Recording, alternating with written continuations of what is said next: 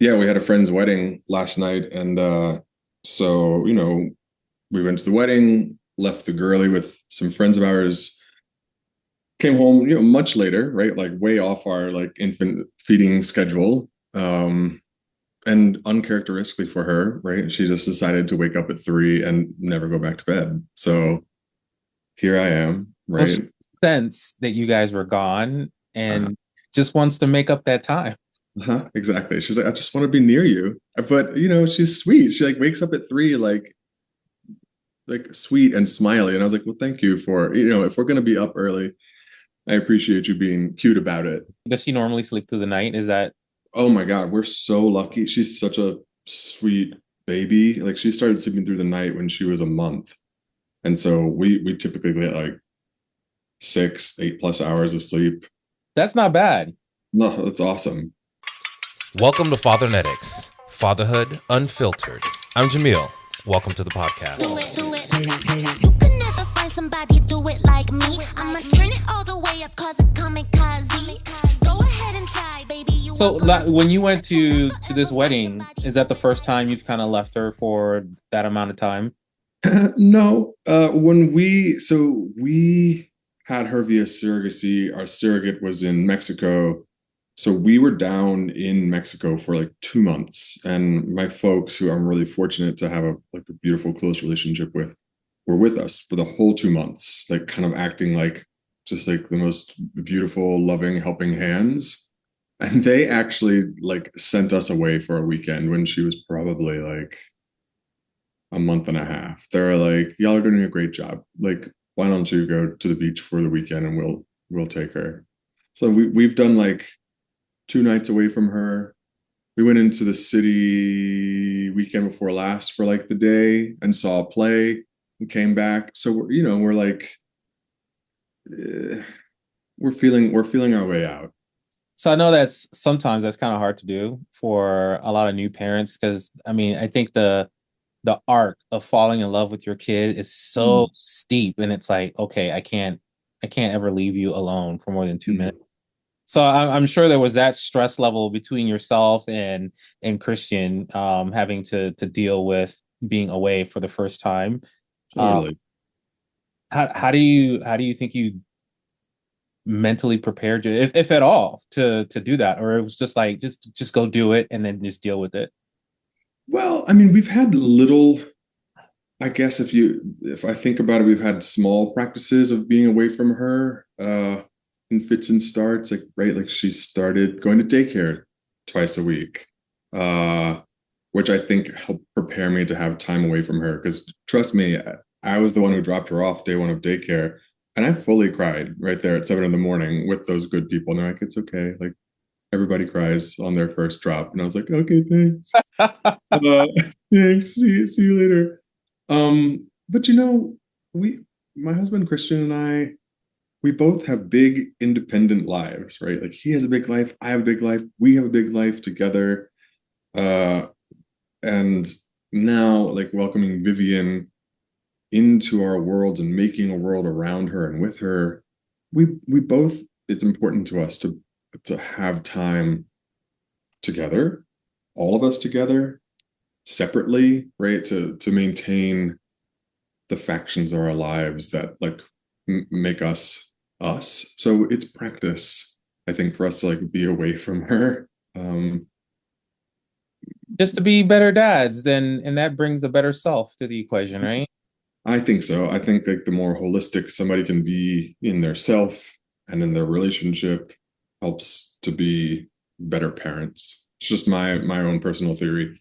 No, I like that. So John, let's talk about you. Can you do a 30-second introduction of yourself, and then we'll go back, and then we'll come forward, if you will. Sure. So I'm John Berno.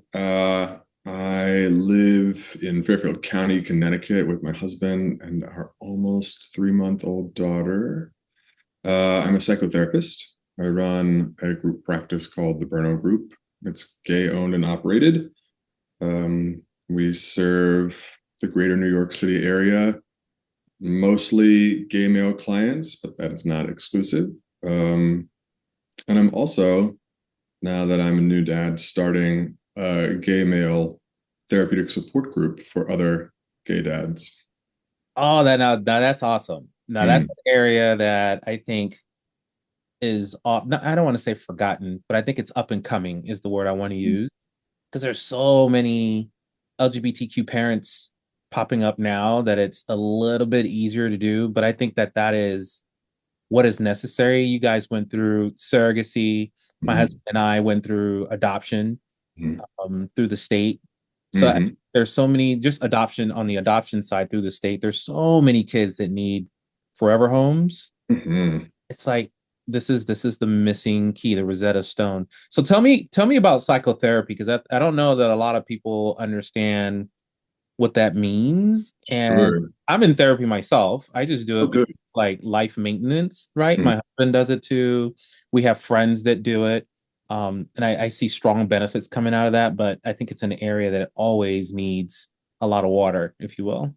I completely agree. So I say psychotherapist simply to differentiate between me being, let's say, like a mental health therapist and a physical therapist, right? If I say I'm a therapist, sometimes people will say, what kind, right? Well, So, what kind of massages do you do? yeah, very that, right? That happens all the time. So I say psychotherapist, which is, like an umbrella term for mental health counselor, therapist, whatever. My like specialties and modalities deal in behaviorism. So like looking at the way people's thoughts and feelings affect the way they behave, their actions.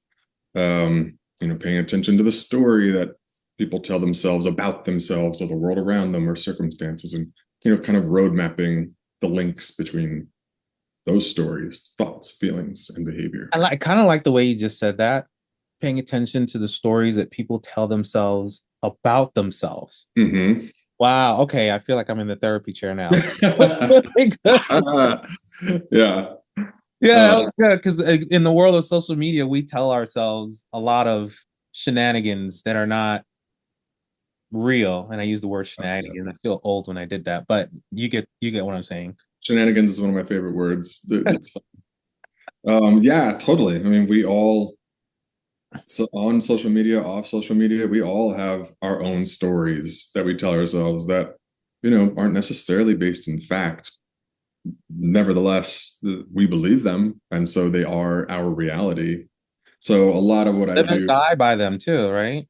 totally make decisions by them, right? Like get close to people, distance ourselves from people by the stories we tell ourselves about them, right? Like, and on and on. Like I do talk about this all day, and I literally could talk about it all day. I love talking about the narratives, right, that people create for themselves, right, and being a dad, like an intended parent, a new parent, a seasoned parent, maybe those narratives stay rolling, right? It's fascinating to hear what people think about themselves, what the story is. Fascinating. So how long have you doing how long have you been doing this? And do you see have you seen like an increase participation level?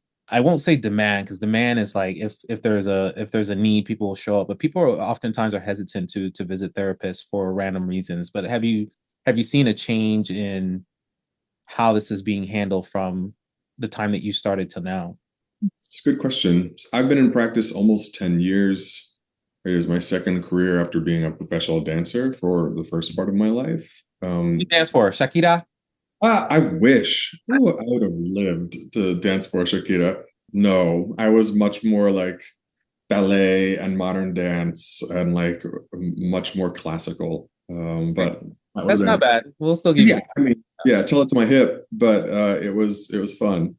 But the increased interest in therapy, I will say I'm spoiled because, right, like we live in Connecticut now, but I spent 21 years in New York City.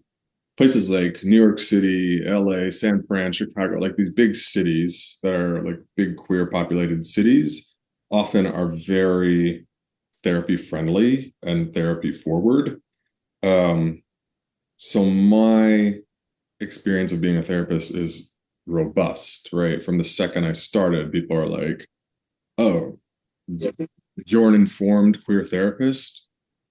Sign me up, Now I will say the pandemic like blew therapy out of the water. So many people needed an outlet. And I will say that I think in my experience, like the pandemic, I think maybe helped people see the value or increased value in just being able to talk and having a place to go when maybe, let's say pre-pandemic, I think therapy may have been observed as more of a luxury, where now it's becoming more of, like, I think you said the word, like, life maintenance. Somehow the narrative has changed. I can't necessarily pinpoint when that was, apart from it just being in the news. Hey, people are doing this more. And I think when society kind of holds on to it and says, hey, this is okay, then people are like, oh, well, maybe it is, which is such an unfortunate way to exist, right? We're waiting for the people to tell us it's okay to do something. Um, but yes, I can't remember a time before the pandemic where it was like, if you have the money, go see a therapist. And now it's like your insurance will cover it. What are you waiting for?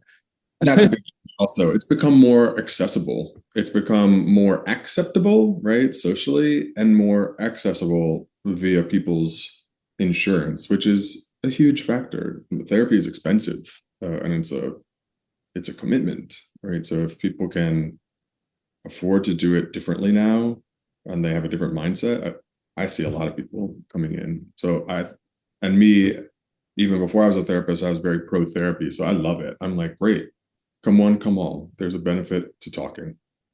That's awesome. That's awesome. So for the people that are listening to this podcast, BernoGroup.com, I think, is your web address. If they're interested in at least, or at least curious in what they can do as far as psychotherapy is concerned, they can certainly go there and take a look and Absolutely. themselves.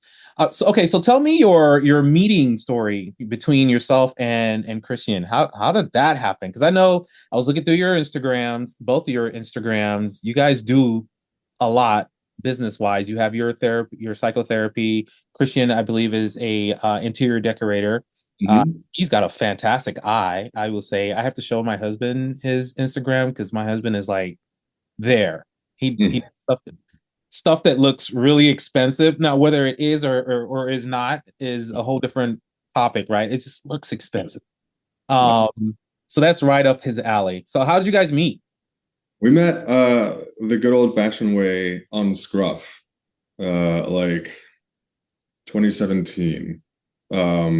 And it was one of those meetings where I think we like chatted with each other for like a couple months. And I kind of like put him off because I completely thought he was like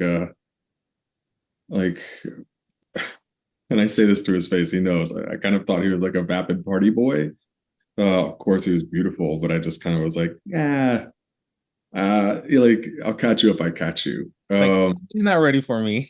Yeah, no, I was like, I'm not sure like we're gonna be a match. But it was one of those meetings where like when we finally did get together, it was really like out of a movie. Like I say a lot, like I saw stars when he like opened his door and smiled at me. I was blown away by him in a way that I had never experienced before with anyone else. And it was just really special. And we just like we met at a time when both of us were like really not interested in a committed relationship with anyone, and so we tried to be cool. It was like the beginning of that summer, and we were both instantly drawn to each other and really tried to be like, no, like okay, so is this the beginning of Greece? Is that what this is? Oh my god, it is kind of like the beginning of Greece. That yeah, we could say that it was kind of like the beginning of the Greece, but like the gay New York City version of that. Oh, okay, that's an idea for somebody to take up. Dum dum dum. Okay, so 2017. So I guess COVID really cemented the fact that you guys were supposed to be together. Because then out in like the New York area, I'm assuming at the time you were in the New York area, right? Was that? Yeah, we lived in Manhattan. Yeah. Yeah. So that whole place was shut down pretty tight. So yes. Yeah. We had a nice, like, I guess 2017 COVID is 2020, 2019. Yeah, we had a good few like typical years in the city, and then like when COVID happened, like sure, it was like a whole nother. We were supposed to be married May 2020, Oh, and wow. that of course did not like big traditional indoor wedding, right? Like that did not happen. We delayed, postponed twice before we just like canceled the whole thing. And we're like, I don't know, like this world is, I don't know when we can have 250 people indoors anywhere anytime soon. So let's just cancel. And then people started getting vaccinated, and we had like a wedding in Madison Square Park. It's where we lived. And it was kind of like our like special place. It was like a nice like outdoor, socially distant, but like intimate in its way wedding. It was super sweet. So the family, you mentioned you have family in Mexico, your parents, they were going to come up for the wedding as well, right? So while my family, Christian is Mexican, his parents don't live in Mexico. They're in Southern California. My family's in Chicago. We have like deep connections to our extended family who is like in, I don't know, Houston, Texas, different parts of California. But we had people show up, right? Like we had folks. Again, this was like, I mean, people had just started getting vaccinated. Like our wedding was many people's first outing, right? Like out of COVID. So we were, The super spreader event is basically what you're it was saying. not a super, I was very cautious. I was like, everybody who's coming here, like, are you vaccinated?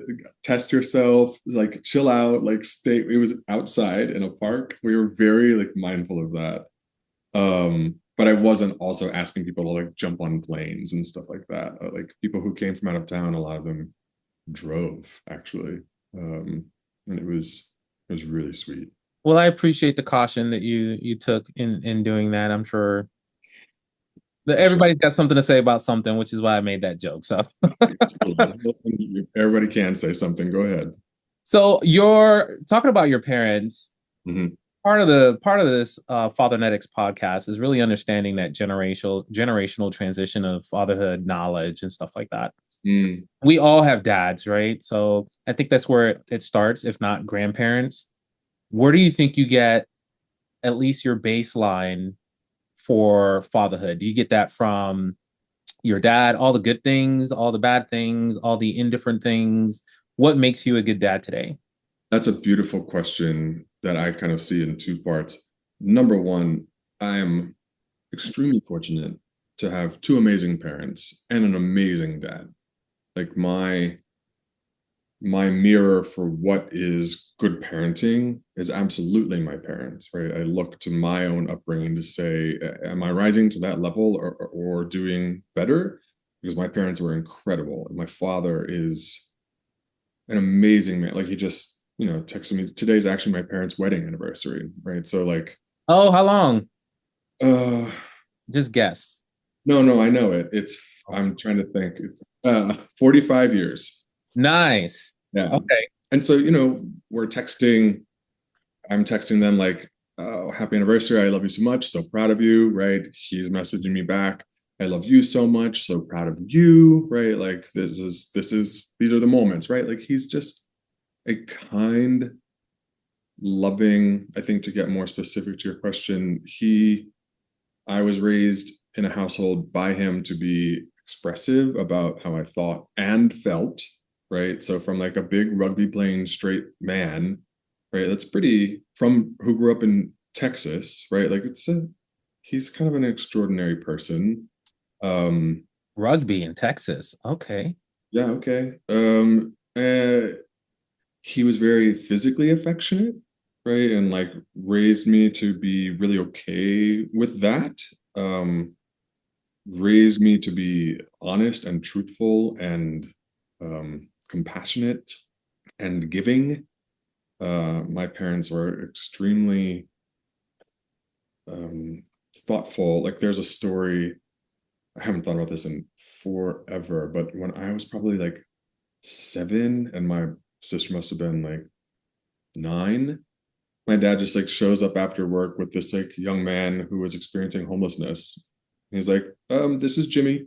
He's gonna stay with us for a couple days. And they just like broke it down. They're like, Jimmy's doesn't have a home right now, and we're just gonna help him out. And I just, like, I don't know, I was 7, so I was just like, okay, that's fine. But my dad and my parents did things like that, throughout my childhood, and they still do. They're very, that's just the people they are. So this is a long-winded answer to say, like, I have an excellent foundation for what being a good man looks like and what being an excellent father looks like. So I look to him a lot, a lot, a lot.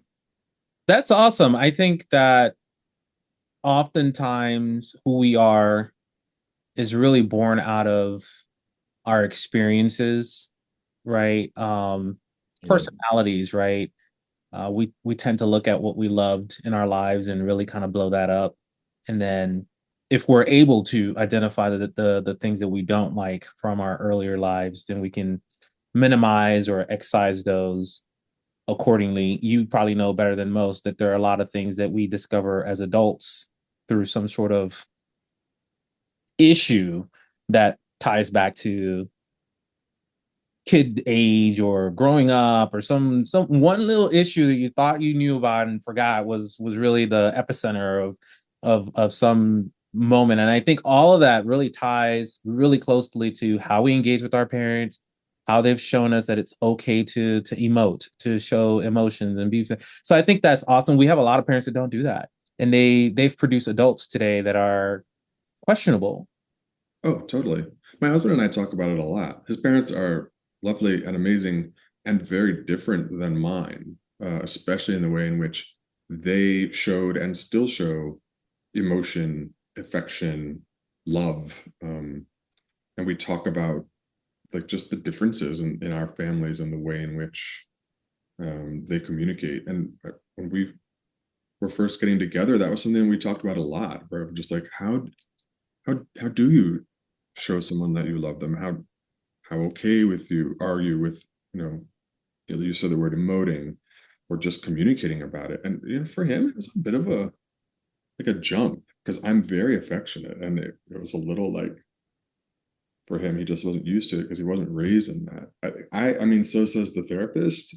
Like, I remind people all the time that whether you like it or not, the the way you were raised is your blueprint for relationship, right? Like, doesn't matter how hard you try to fight it, if it wasn't a great blueprint, or if you loved it and you're trying to emulate it, those that map is there, right? You can change it. We can change it, right? We're not like cemented to it. However, it is what it is. It is something that's handed to us. So, And you have to get to the point where you want to change it, right? Because that bloom, in my opinion, that blueprint isn't as obvious to people. So it's like if you don't know that that's the way you've been wired, you can't really change the wiring. absolutely. Yeah, and that's why I think therapy is important. It's not because you have a problem. It's just because you're trying to understand yourself better. And That's a beautiful way of putting it, yeah, right?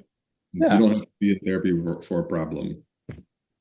So how do It's you think this is going to translate now that you have Vivian? Is this something that's like actively at the top of your mind? Hey, these are things that I want to make sure she's exposed to intentionally, mm-hmm. or Yes. or are you just kind of like, we're just parents and we'll deal with that as it comes up? The answer is, it's like a bit of both. I think we come at parenting, both of us very intentionally come at parenting in, I guess, like maybe a more organic way, where we try not to craft it or try to control it too much, because we have this little human that, like, we don't even know yet.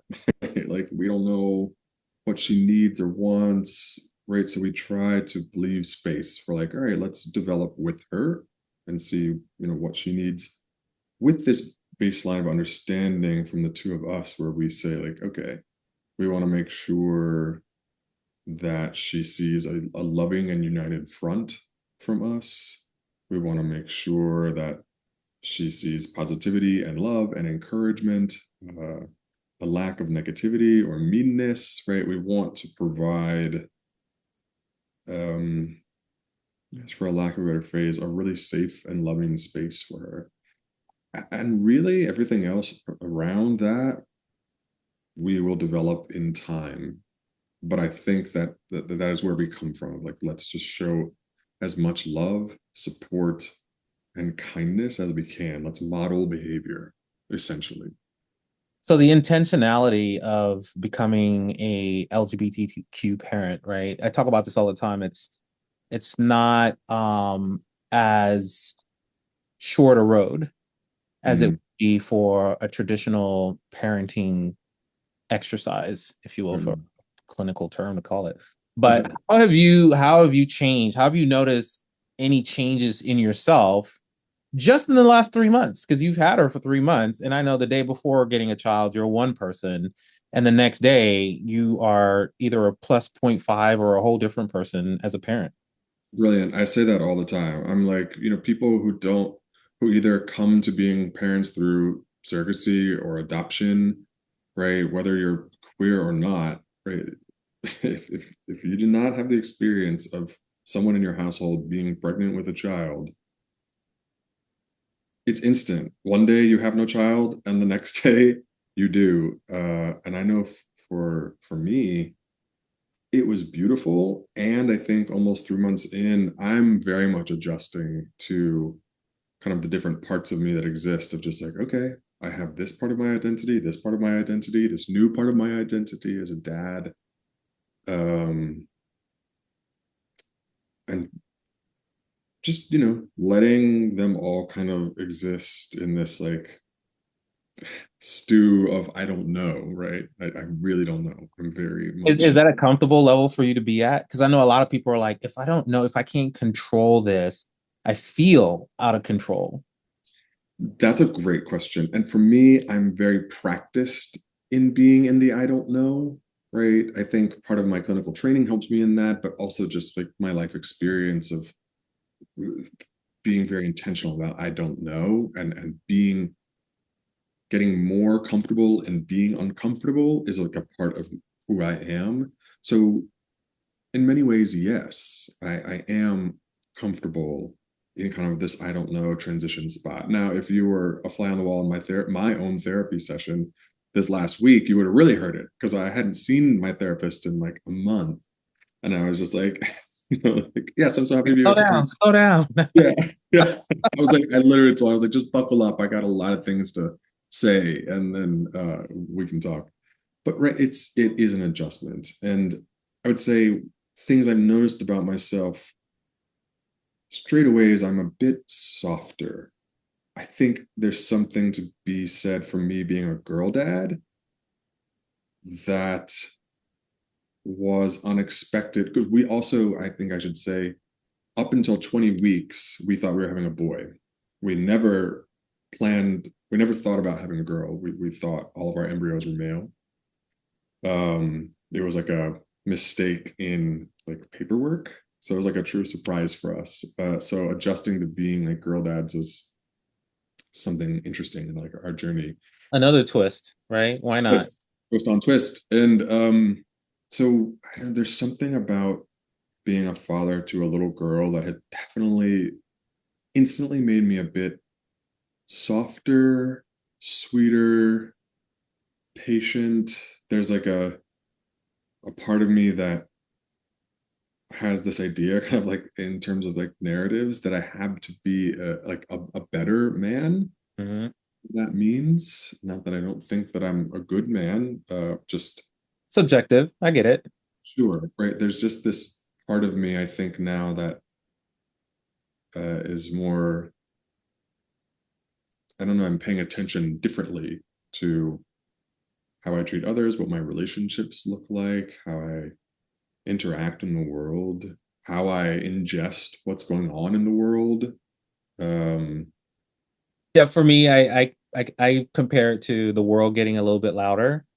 It's like you hear the traffic outside, on your day to day, and then when you have a kid, it's like, why is that traffic so loud? Now everything's changed because you're paying attention to the details mhm, because you know how important details impact day to day. I mean, we're adults now. We've been doing it for quite some time, so a lot of it just kind of falls to the wayside.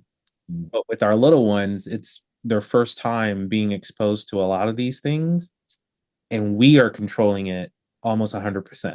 So Totally. it's like now we are like, do I want that? Do I not want that? I did that 3 months ago, but not now, you Yeah. know? So I think those are important things. And of course you have Christian to support you.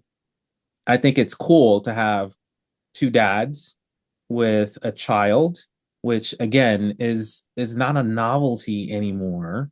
It is becoming the norm. Mhm. I think is an exciting part of what you do, what Fathernetics is geared to doing. How do you think having Christian around is helping you be a better dad? Let's give him some credit. Yeah, I mean, he and to give Christian some credit, he's a wonderful dad, right? I have long since said Christian is the child whisperer. He's just like a magical being around like our nephews, our friends who have kids. Like kids love my husband. And he is really good. He is a good balance to me in the way in which he can give attention to Vivian. He has this magic way of being playful and interactive in a way that for me is a bit exhausting, right? But for him, he's really good at that, where maybe I shine in being able to be a bit more like emotional and like when she's screaming, I can do screaming a bit better than he can, right? Like I can just like soothe and be where like for him it kind of like gets under his skin a bit. But to have him with me, he provides a sounding board. We ping off each other, I think, in terms of like how we're doing as new parents, right? We talk a lot about like what do you need? What do you need? How can I help you? How can I help us on a daily basis? So having him helps me to communicate more and not keep things so insular. Right? There's like a whole nother bandwidth of communication that we engage in now that we have a child. Because now you got to talk about morals and what you guys want to jointly showcase as parents that maybe you as individuals think differently on. Exactly. Exactly. And even the way in which we interact in our like independent lives or lives as a couple, sometimes we'll be like, is this what we want to show our kid? Right? Like would if like magically she could be understanding enough to like observe us in this moment, would we want that? Right. So we have conversations like that. And sometimes the answer is like, yeah, I think that's great. And then sometimes the answer is like, no. Uh, No. Yeah. and, so, and then the conversation is, well, what would we like that to look like? Because I know she's only 3 months old, but the day she starts absorbing things unbeknownst to you, the only time you will be aware of that is 6 months after. And it's like, okay, she was listening all that time. So I think it's important to kind of practice. And it sounds like you guys are way down that path, which is great. My husband and I do the same thing. We are forced to have these conversations because and it's not like it's a bad thing or we like it's a chore. It is now part of our psyche to say, Mhm. hey, I saw this from, we have a 12-year-old. Yeah. So I was like, oh, we saw this from this 12-year-old. We haven't talked to him about it, but how do we feel about that? So that when we do talk about it with him, it can sound like it's both of our thing, right? Instead of us going, no, you can do it. No, you can't do it. Oh, you can do it a little bit. No, you can't do it at all. Mm. It's which just confuses kids, right? Kids love structure. Yeah. And I think we create the structure that they adapt to, and it's all intentional. Mhm. It takes conversations, and sometimes it's very difficult conversations, Mhm. which I just absolutely love. I say that jokingly, tongue in cheek. I get that. Like, and I'm the same. I love to have deeper, meaningful conversations. And there's times that it is challenging and it's a chore and like I don't wanna, right?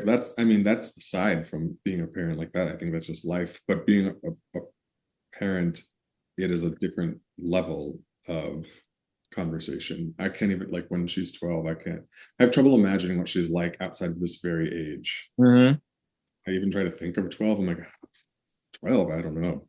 Like, I can't even fathom, like, You remember 12? do I remember 12? Yeah. Yes. I was at 12 years old, I was a terror. Terror. Terror. Life pays you back in spades. So I'm nervous. If that's so, she has the potential to be a terror. My parents say like I was an angel baby, but they're like and like an angel like toddler, but they're like once you started like elementary school and certainly high school, they're like terror, which they're not wrong. But for me, 12, I remember 12 because 12 was when I really started to understand being gay for myself at 12. I knew I was gay when I was like 7. I remember clearly understanding what gay was in kindergarten, but at 12 was when I really like sunk into like, oh, gay, right? Like that's what this is. Got it. And like started on the kind of like that journey of acceptance, if you will, to when I came out when I was like 16. So oh, when you say, do you remember 12? I'm like, oh, yes, I remember 12. that's it sounds like there's a book in the making there. So why Vivian? Why that name? When I think Vivian, I think Vivian Westwood, just because, you know, my husband Nick is a fan, and that's the only reason I know that name. But it's such an elegant name. You don't hear a lot of Vivians out there. You know something? It was super random. And I think of Ms. Westwood as well. We don't spell it the Westwood way, which is like Vivienne. We spell it the Vivian, but we have no attachment to it. I don't know where Vivian came from. We don't, it's not a family name. It's not something I was ever like on like a list. I don't know. But again, like we didn't plan on having a girl, so like it was one of those things. Like halfway through our pregnancy, we just were like, "Oh, we're having a girl." I mean, I guess we should think of some girl names. And Vivian came round, and we both were like, "Yeah, okay, I think I like Vivian," and we like played with it. I think we were tossing around L, the name L. We Mhm. liked Vivian. We liked Grace. So Vivian's name is Vivian Grace. I don't know. We just like it. I think of Aunt Viv from Fresh Prince. Oh, That's that's my reference for Vivian. oh, Um, we're the same generation. I like it. um, Wait, so is it early Vivian or late Vivian? Because you, OG, OG oh, Viv. okay. Not second generation Viv. She was fine, but I like like everybody dance now, smoking the girls in dance class. I Viv. just saw that the other day. That was such a great scene. Oh, I love Mm. it. All right, so tell me about your surrogacy journey, because I know everybody's journey is a little bit different. Mhm. And it always helps to showcase what that looks like, because a lot of people are trying to think about going down that path, Yep. and there are a lot of misconceptions about what that is, what it could potentially look like, and maybe even the roll up to it, right? It's not like sign up and you have a baby in 2 days. Sometimes it takes a little bit longer than that. Mm. Sure. So I think I'll try to summarize this. We knew we wanted to be parents. It was something that like was incredibly important to us as we were getting together as a couple. We got married. We agreed to give each other a year of marriage, right? To like not talk about kids because we knew like it's a lot that goes into it once you start, whether you're adopting, whether you're doing surrogacy, whatever. It's a lot of work. Mhm. So at year one, literally like on our year anniversary, we had a meeting with surrogacy agencies. I'm a researcher by trade, so like I had researched everything leading up to. Right? Like we didn't talk about it, but baby, I was researching. I've the couples I've talked to, there's always one that's like spreadsheets and PowerPoints and like I'm ready. That's me. I got it all. That was me. Right. So I see you. Um, so for us, when people ask us, I'll say like people ask like, how did you choose surrogacy via adoption? What what's going on? Oh, so for those of you who can't see, Bear has popped in the screen. My doggy, Hey, Bear. a Saint Newfie Saint Bernard, Newfoundland poodle, Not a Saint Newfie poo. and she is roughly about 85 pounds. I'm gonna have her jump up here so you can see how big she is. Jeez. Oh, oh, Oh my lord, she's enormous. she's giant. She's like a human being. She's as tall standing up as my 12-year-old. Oh my gosh, she's really cute. She likes a lot of attention. Saint Newfie poo. Okay, Bear, I'm on a podcast, so you have to go away. Go sit. I just see like this little Muppet head at the bottom of your screen, like boop, boop, boop, boop, boop. Everybody sees, I forget because I'm not looking at my screen, I'm looking at you. And then people are like, what is that? And I'm like, what's happening? What? Well, at first I couldn't tell if it was a child, or then I was like, wait, no, I'm not sure. That's a really hairy child. Right. And then I was like, maybe the child got into like Nana's wig drawer. Like, I'm not sure like what's happening. So I had to ask. Oh my God. So so we chose to do surrogacy over adoption simply because I had always dreamed of like being like a bio parent. And it's as simple as that, right? That's just what I wanted to do. And so we went that route first. And we agreed for ourselves, like, we'll try surrogacy. And if surrogacy doesn't work, we will gladly and lovingly like shift gears and go right down the road of adoption. So we started working with a company here in Connecticut. And they were great. And we did. Was that an LGBTQ company or just a standard? They just accept everyone? They do accept everyone. However, they do specialize in like LGBT, I guess we could call it like affirming services, right? Like their lead clinician is a gay father, right? So they have a lot of marketing for like gay families, but they are not an exclusively LGBTQIA company. They're called Illume, formerly RMA. A lot of people know who they are, especially like on the East Coast. Awesome. I'm gonna have to look them up because they're like great. talking to them as well. So oh yeah, no, they're great. Mark Leanderis is the head clinician there, and a lot of people know who he is in the world of surrogacy. We started with them. You know, we did all of the semen analysis, and we're moving into the place of choosing an egg donor. And for us, we were using my biology. Christian is Mexican American, so we wanted an egg donor that was Latina. And our main issue is that we just couldn't really find a Latina egg donor in their database that we really wanted to move forward with. And for us, when we finally did find one, she had been snatched up. And like we kind of got this word from the agency. They're like, well, I'm not sure if she's going to come back. If she does, you probably have to wait a year. And for us, we were like, oh no, that's kind of devastating for us. That's we're ready now. A year. Yeah, like that's kind of a long time, especially for a maybe, right? It wasn't like here's the time. So in this kind of like moment, both of us were feeling a bit deflated, and like very randomly, a friend of Christian's was like, oh, why are you like a friend of ours just had a baby and he worked with this agency out of Mexico. You should check that out. And both of us were skeptical as hell. We were like, no, I don't know anything about international surrogacy, especially not Mexico. We had all of our like our preconceived notions and biases, and just like, you know, I knew nothing.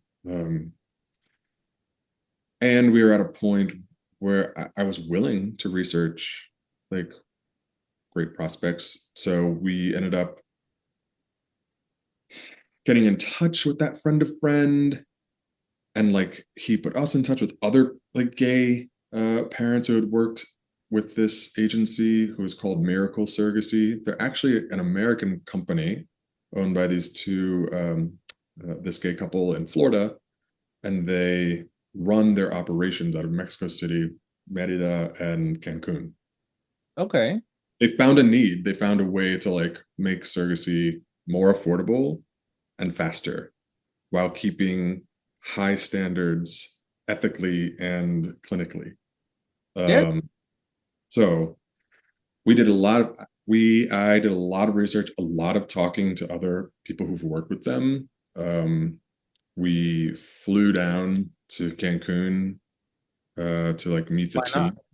Yeah, Cancun. right. Like flew down there, like made a vacation of it. Met the team, saw the facilities, and felt like, oh, comfortable. Uh, and then we uh pretty much like on my 40th birthday, it's like pretty much where it was around. I'm 42 now. Like signed up with them. Um, and the way it works with them, it's a lot faster, right? Like time domestically in the US to have a child via surrogacy is anywhere from 1 to 3 years on average, usually more like 2 or 3 if you're lucky. With Miracle, like we could have had a kid in a year. Very luckily, we ended up having a girl from contract signing, our child from contract signing to baby in arms in basically 2 years.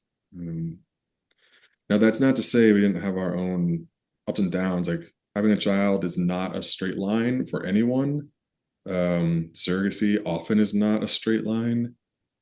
Vivian was our fourth and final embryo transfer. We had 4 embryos.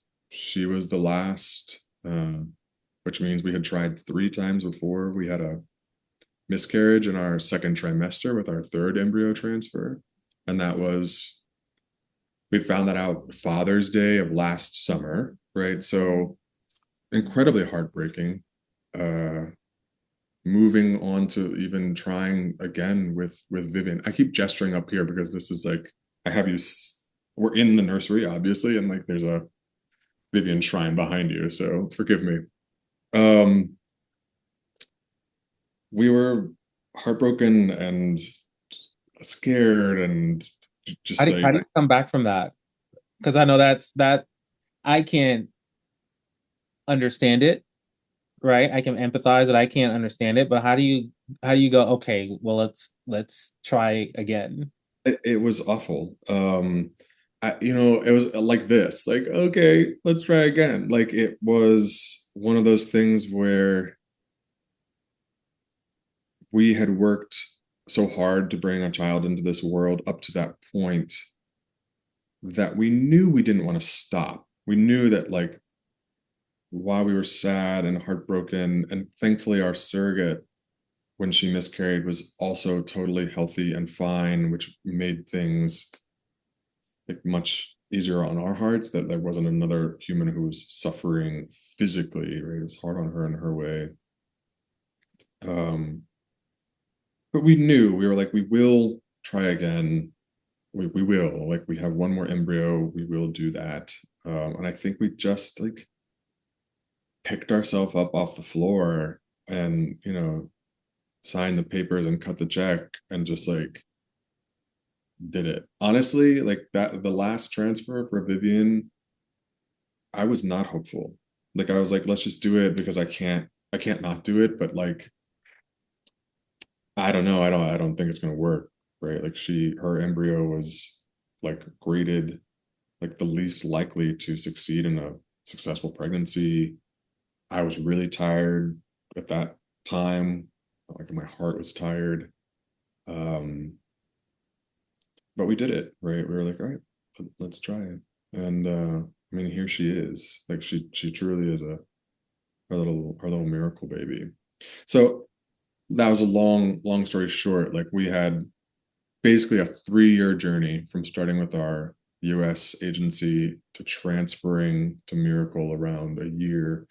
And then in like about 2 years, trying 4 times before having Vivian. So could it have been worse? Yes. Could it have been easier? Yes. Is it worse for some people? Yes. Is it easier for some people? Totally. We have friends who've had kids via surrogacy and like get pregnant first try, boom, they're done. And then they have like 7 embryos left over. That's not our story. So okay, so is there another one that you guys would love to have, or is it one and done? Theoretically, we would love to have 2 kids, but to be honest, it's wildly expensive to create a child via surrogacy. It's expensive to have children via adoption. To have children when you don't have the luxury of like a functioning uterus, it's expensive. And for us, now that we have this little one, we're kind of like, all right, like our next move here is like we need some more space, right? Like all of a sudden, I'm like, we need a bigger car. Like, It's time for country house, yeah, like I mean, we already are in that, but it's like, oh, we need more. a barn, some Yeah, chicken. yeah. Oh, I don't know about all that. Oh, no. Oh, I don't know about that. I'm not that girl, but maybe like just like a little bit more. I don't know, like backyard space. Like, Okay, an oregano garden. We'll go there. sure, if somebody wants to tend to that oregano garden, go Oh, ahead. not even that. Come on, John. That's just I'm not. I'm such a city person. I don't know. It's not A me. bird feeder. Okay, that's cute. A hummingbird feeder. Okay, very specific. I got it. Um, We know what to send you. A bird feeder. yes, thank you. Do we want another child? Yes. We also are focusing on like creating a big, beautiful life for Vivian. And so like I think Christian and I talk about this a lot of like, let's give ourselves a little like grace to just like be here with her without trying too much to like next step, next step, next step, next step. Just to gain a little bit of stability in like all of this newness. So I tell you now, that's a great approach as a current parent, and I try to tell people this all the time. Milestones will present themselves to you. You don't have to go find them. They will show up. You just need to pay attention to when they arrive. So trying to plan like when they're ready to walk or when they're ready to go to school or talk about a specific topic or something, they will tell you very clearly. You just have to pay attention. I'm right there with you. That's a beautiful way of saying it. Yeah. So I think the long-winded answer or the short answer to your question is just like, I don't know. Right. Like, we will see. I can tell you there's some factors here where like I'm 42. And it's just kind of like the oldest I ever thought I'd be having a newborn, right? And like my back hurts. So I can't really imagine, or I can, but like, if we wait another 2 or 3 years and I'm like 44 or 45, I'm kind of like, oh my God, like, what's my body going to be like? They get heavier. Yeah, it's like more stuff for me to carry through the airport. So I'm just kind of like, I don't know about that. But we will see, like kind of like in the way that you said things will present themselves, like we kind of adopt that about many things in life, having another child included. Like in a year's time, we will reassess like what do we want to do here? Are we able to like do it all and do the house and start another sibling journey? Or is it, I don't know, right? Like we'll see. But in theory, we would love to have 2 kids. Christian keeps saying like, I don't know if I can do infant again. Like this is hard. And then somehow, right, women that have natural birth are like, oh, I don't know if I can have it. And now they have like 5 kids. So it's like, what happened? What happened? Our girlfriend who lives up the street from us, she straight couple. She had a baby, and like during her infant stage, she was like, "This sucks, but I want to have 2 kids." And so she and her husband just like popped out a little Irish twin. Like they have a little girl who's born 2 weeks after Vivian, and like her older brother like just turned 1. So like she was just like, I cannot do the infant phase more than once. So like, let's Like get it. now or never. We get it all done at the same time, or we're done. I get it. Like if money were no option and time was of no option, I would love to just be like, all right, ready, set, go. Two infants, let's be done. Like I wanted to have twins for that reason. I was like, can we just do twins and like be done? And Christian was like, if we do twins, I will murder you, them, and like flee the country. He's like, we absolutely cannot have twins. Wow. Okay. Extradition treaty. We need to be reading up on that. All right. So last question here. What advice do you have for those that are looking to go down the surrogacy path and become parents? That is a great question. And I am so fortunate that already I have a lot of people reaching out to me about surrogacy. And I love now being a resource for other parents who are interested. I am by no means an expert. The word advice kind of gives me the ick, right? Like, I don't know. What I will say is that my experience of what helped me and helped my family get a better idea of what it's like to go down the road of surrogacy was to talk to other people. Just like this, like Facebook groups exist where it's just like hundreds or sometimes thousands of people from all over the world who engage in surrogacy. I know for us, there's a Facebook group for surrogacy in Mexico, right? A gay surrogacy in Mexico, where like talking with other people who've literally done it, maybe even done it a couple times, were in process, were like lockstep with us.